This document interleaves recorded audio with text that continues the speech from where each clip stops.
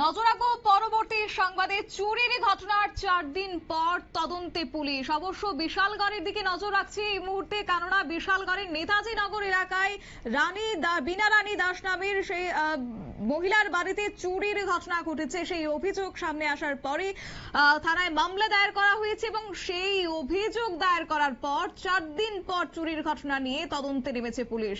আমরা কোন রাজ্যে বাস করছি, এই হলো আমাদের রাজ্যের প্রশাসন, এমনটাই অভিযোগ অবশ্য স্থানীয় বাসিন্দাদের।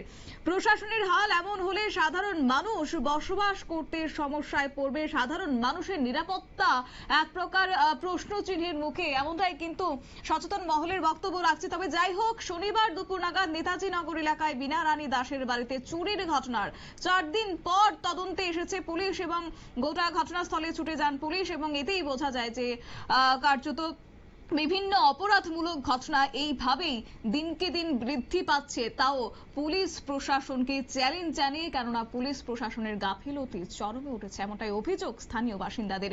তবে কি রয়েছে বক্তব্য শুনুন। চুরি হয়েছে বড় পুলিশের জানে এলাম, জানাইছে যাইছে না। 4 দিন পরে আজ গায়ে তদন্ত করছে। এমন জায়গার মধ্যে আমরা কি বাস করি?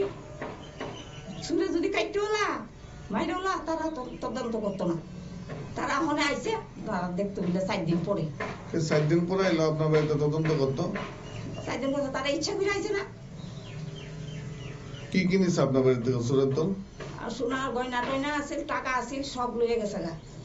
আমি খুব কষ্ট, আমি গরিব মানুষ, আমি একা থাকি।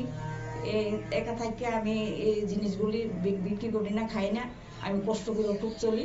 এই জিনিসগুলি সব টাকা পয়সা সব নিয়ে গেছে গা। কি নাম আপনার? আমার নাম হচ্ছে বীণা রানী দাস। বাড়ি?